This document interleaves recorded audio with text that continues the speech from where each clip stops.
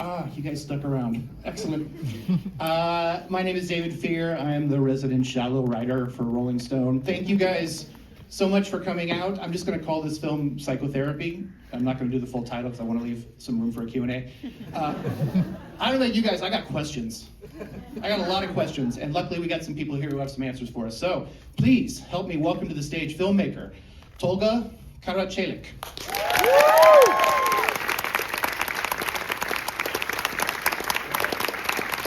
Steve Buscemi.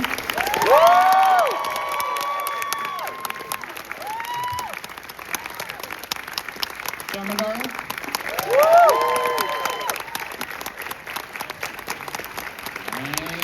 And Britt.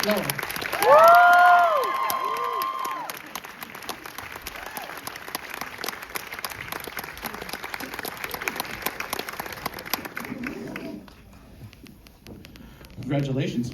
Thank you. You're going to answer all my questions. Okay. Let's start from the beginning here. Correct me if I get this wrong, but I have heard that part of this stems from a therapy session, an actual therapy session that you had. Is this true? No, you trying to get me in trouble with my wife. It's not even a counseling session, a therapy session. No. So where does this story come from? I think I started writing this like 7 or 8 years ago. I'm just saying it to sound fancy. Actually, it's like when I say I started writing, it's like me taking notes. But like it really takes me a long time. Right now, I have 3 films that I'm still working on for 10 years now. So I was taking notes about this for like quite some time. I think while I was living in Barcelona at that time, and I thought I was being followed by this guy with the harmonica all the time, and homeless guy.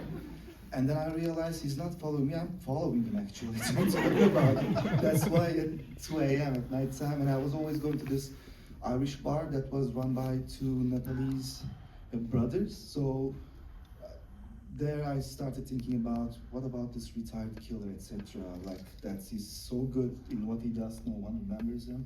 So he follows me to make me write his thing, so I got paranoid about that. And I thought it might be a good idea. Then I got married, that came in to the movie.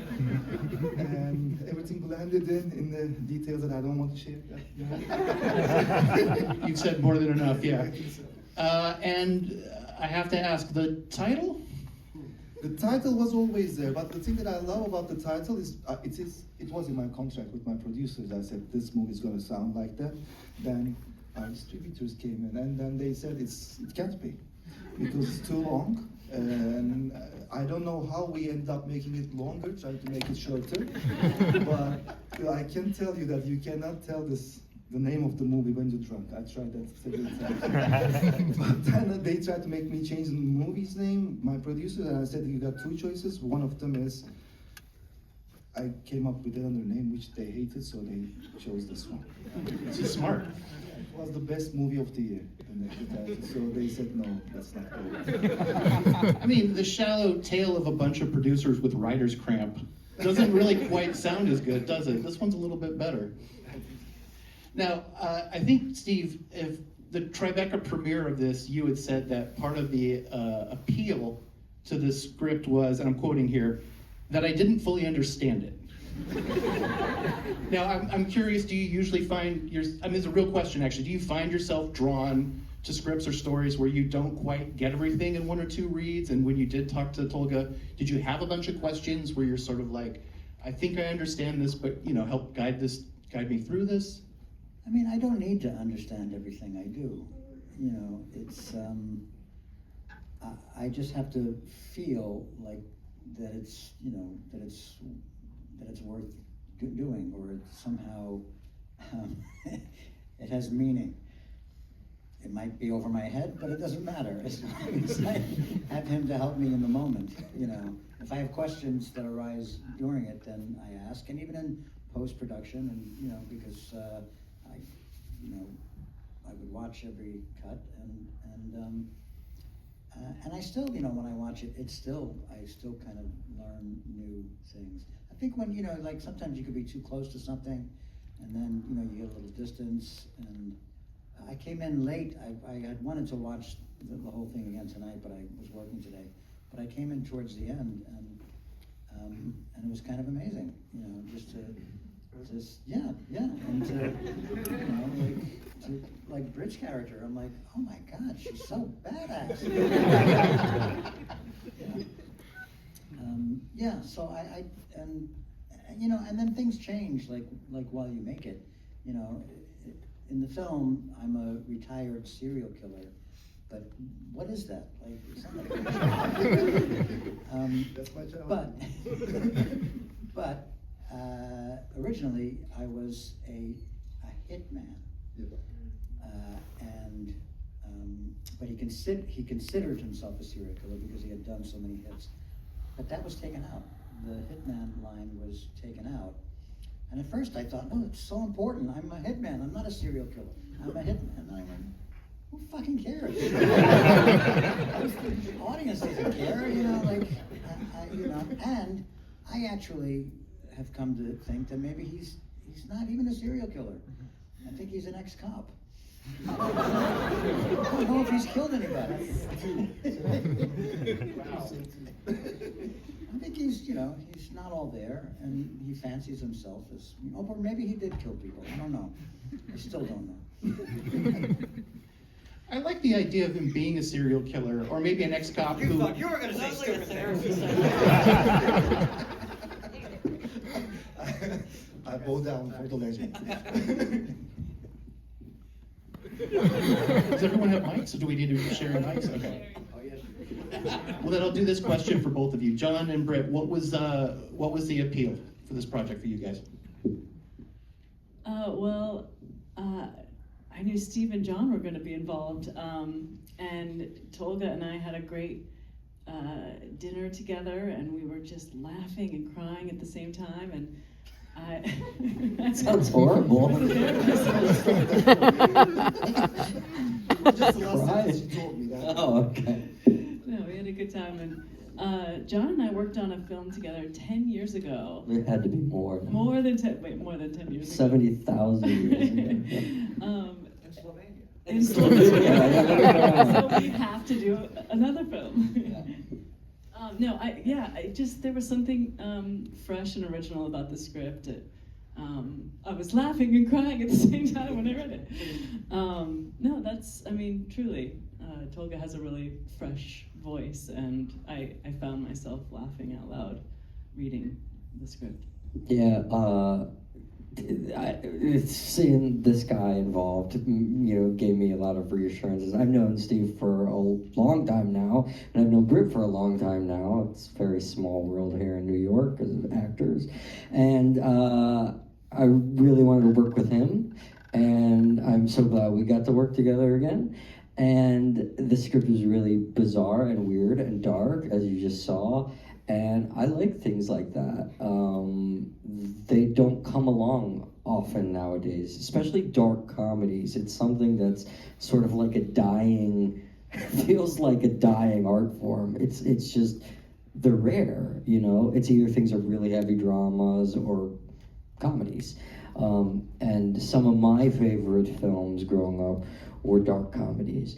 So it was fun to get to explore that, and this maniac from Turkey over here wrote a really weird fucking thing. And we got to film in New York City. That was great. Now, see, that's a plus for you guys, because I'm assuming all three of you live in New York City, and so you can get in the cab or jump on the F train and just go to work. But you're filming in New York City, which I imagine has its own set of issues and problems. There's a scene where I think you guys are walking through Tribeca, the two of you. Yeah, see? Us too. Yeah. Oh, Jesus. That was it was hard. Was that a run and gun thing with a long lens? How'd you guys pull that off? First of all, no one told me in the rush hour don't shoot in the middle of that area. So today we shot in, remember, Chinatown, Friday night? Yep. But that wasn't nearly as bad as that. You all know that little square in Tribeca, right across from the Roxy, and Steve. I was never so distracted in all my life. In the hardest scene I've had to do in a movie. so you many were so lines. kind. You were so kind. So many lines that, like, you know, and I was kind. You were. I could see that you were really wanted to kill me in your eyes. I thought maybe I'll have my first murder. But you were so kind. Like, just continue. No, it's just that there was so many, you know, it's a low budget movie. We didn't have, we couldn't afford to have a lot of support to like lock up. You know, usually like you would lock up all areas. So you don't have people walking by on their cell phones going, hey, oh my God, they're filming them. What is it? Like during a scene. And yeah, and paparazzi, and it was, and the noise and traffic. I met with the radio guy. Radio Man was there. Radio Man yeah. that day. Yeah, well, he comes to MC. That was the first time I met with him. So Yeah. I was excited. So that was good. Yeah, sorry, who's Radio Man? Yeah, the documentary. Radio Man, he rides on his bike. He's got a transistor radio like taped to the handlebars, and he just comes and he. Oh, Radio Radio Man. Man, yeah. Yeah, I know That's you're my talking accent. about. Radio Man. And he always tells me like what's going on, or you know. Hey, see, Buscemi, you scumbag. Hey, Woody Allen shooting at Yeah, I saw that. I heard that. Okay, Radio Man, thank you. TV guy. That's right. John, I'm glad you brought up dark comedy because I, like you, I'm a big fan of it, and I would amend, you probably all know the phrase, dying is easy, comedy is hard. I would amend that to say dying is easy, comedy is hard. Dark comedy is near impossible because it's the thinnest needle that you have to thread to kind of get that tone right. So was there talk before you guys started shooting, or as you're kind of going through the script to be like, all right, let's make sure we're all on the same page. Here's how dark it's gonna be. It's not gonna be pitch black, but it's gonna be like dusky. It's gonna be kind of like, you know, almost midnight black. Yes, you start with John, are you asking? I'm asking all three of you, or four of you. The thing is, when you're working with these kind of actors, crafted actors, all you gotta do is just watch them fly, and when they're in the same page, just know that we're going for that. We're going. That's much dark, and then interfering is actually making things harder, as we had seen in our first rehearsal. Also, remember the rehearsal? Like then I see that they're, because I'm a control freak. I'm a writer and director, and plus a producer of this movie, and it's my fourth movie, and I'm one of those guys that has difficulty sitting on the right side of the car, like turn left here, go slow, etc. But then you see and you trust the actors because they are all on the same page. Then they also pull them each other to the same zone too, and it was pleasure working and seeing exactly what I was seeing while I was writing, while we were rehearsing and shooting. So that's my luck, and thanks to our casting directors. It's Shop Baker. I don't think we were, like, we never really talked about the, Yeah. like, we never really talked about the comedy of it, you know, we just, and I know we're joking around here a lot about it, but we really did, you know, I mean, we rehearsed it, and, I mean, I did have a backstory for this character, and I had, you know, things that I was kind of working off of, you know, just to find the truth of, like, what it is, knowing that it's a dark comedy, and knowing that there's gonna be a certain tone, but then trying not to think of it, trying not to think about that you know, that it's supposed to be funny or anything. Yeah. Yeah, and also the script, you know, there was already just so many silly elements already in the script. You know, knocking a guy out with your crotch filled with chloroform is pretty ridiculous. That was supposed to be drama. Yeah, you know, like things like that, you're like, okay, so playing into it, I think we all shaded our characters and then we're able to sort of like color within those lines. You know, I think the first few days we were figuring out kind of our tone, but once we all started getting going, you know, I think we just rolled with it. Yeah, everyone had that moment like, this is exactly Susie, this is exactly Keen, this is exactly comic, I think, in the rehearsal or shooting. Yeah, it was just important to me to know how many onions. And then I got the tone of, oh, that amount of onions. Yeah, it's a 70 onion movie. How many takes did you guys do of that, by the way? Enough. We smelled like onions, the whole crew, for a day after that. The dangerous part was I was cutting with a dull knife for most of it, And halfway through, I was like, this is dull, and so it's actually dangerous because it was slipping. Did you get a sharper knife? And then we got a sharper knife. Now, the cavemen was always part of it. Where'd you guys film those scenes? That was the hardest part to shoot, to be honest with you. It was like I only had 2 or 3 hours to shoot that, 6 scenes, and And it was also like the hottest day of the year. yeah, it was crazy. It was But like in the cave, 100. it was freezing though. This cave was nice, but it was like the How nice middle of the is it? summer. It had to be like 110 degrees with 150% humidity, and we were wearing these things, and I really thought I was gonna die. I thought I was gonna pass out many times. Yeah, it was hard. But that was actually kind of like the script that I tried to write before, which failed, apparently. And so, yeah, it was like something that I tried working on. So I was giving so much thought on that scene. Then I realized I got only 2 hours to shoot everything. It starts with the tag, it ends with that. And John was looking at me the night before shooting, remember? We were trying to come up with that. The plan, yeah. Yeah. And I think this is now the time to discuss our. No. Okay. No, tell me. Our brilliant DP, Yes. Natalie, Yeah. who really made that work in such a short amount of time.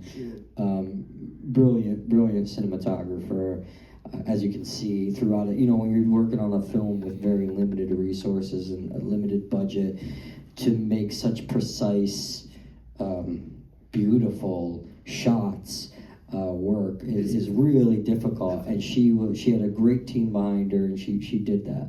I gotta tell that this is the first time that before, I usually really like working a lot beforehand because I never had any time. I shot my IV on 19 days, Butterflies in 18 days, this one in 21 days, so I have to know my things while I'm shooting. And with Natalie, all that process, this is the first time, I don't want to talk bad about the other DPs I worked, they were all good too, but this is the first time that I got 100% on what we agreed on.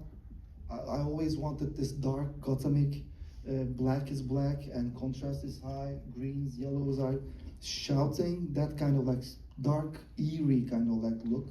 And I'm so happy with the look. I think we all are,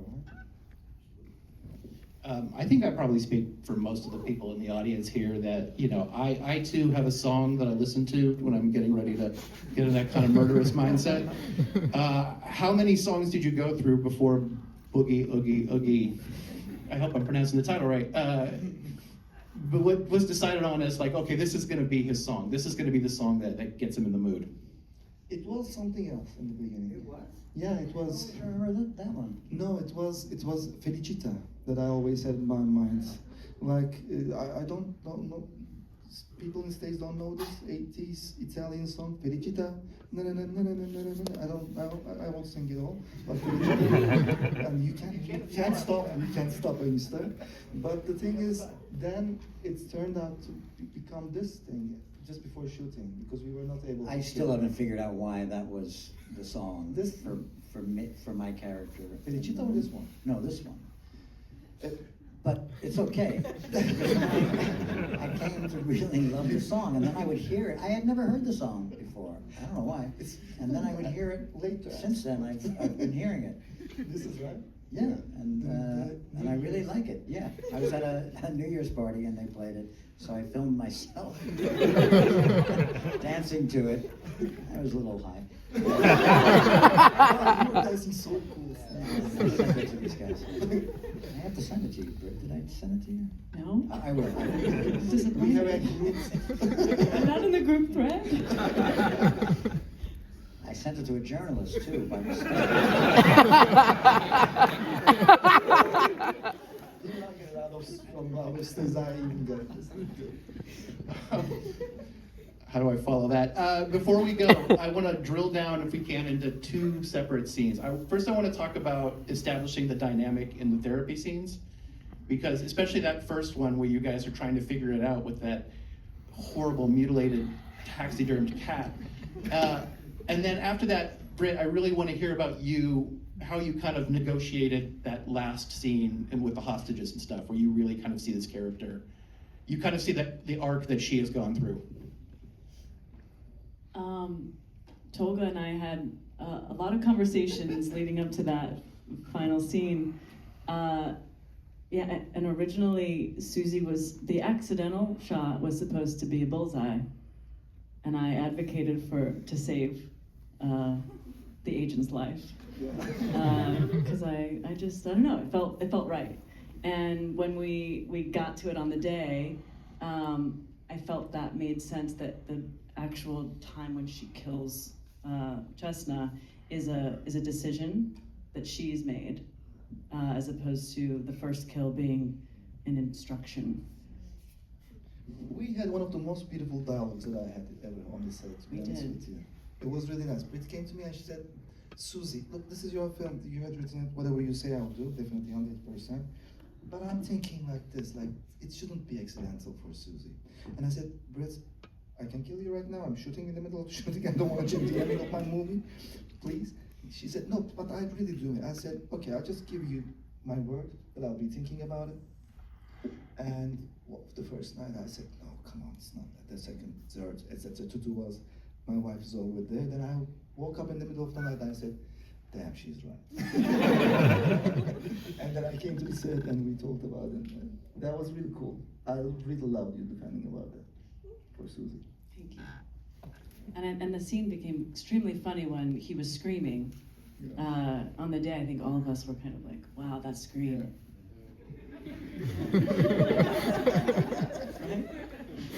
Good scream. And then the dynamic between the three of you in the therapy scene, just establishing that. Because it feels like it's almost like a one act that gets dropped in the middle of this film, like unto itself. I think we talked about who's on first as, as sort of the rhythm of that. Everyone's wondering and looking and. I mean, that was the scene, when I read the script, that really, hooked me, because it was just so bizarre and out of the blue, and then how my character takes to it, I think he found a new vocation.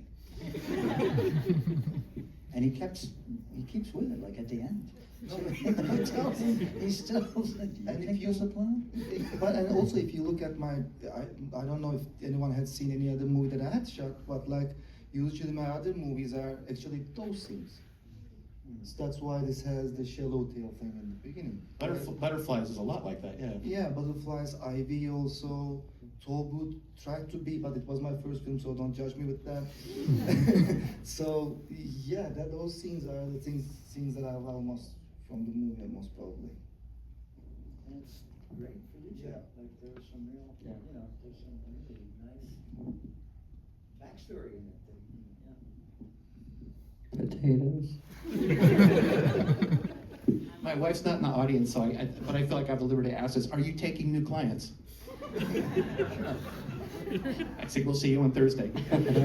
Before we go, I know this has only been on the festival circuit and it just came out today and stuff, but as you've been kind of taking this film around for the last year, have people come up to you and gone like, oh my God, that could be my couples counselor up there. I'm pretty sure that he's actually a psychopath. You're asking? No, I'm asking you. Anyone's free to answer, but this question's for Tolga. What was the question? Just that people have come up and been like, oh my God, that's just like I'm pretty sure my couples counselor is actually a serial killer and you nailed him. Actually, this is the reason that I shot in New York, to be honest with you. Like, we don't have that much couples therapies over back there in Europe or serial killers that much. So while I was writing this, I had to learn somewhere that I could be famous. Thank you guys so much for being here. Thank you guys so much for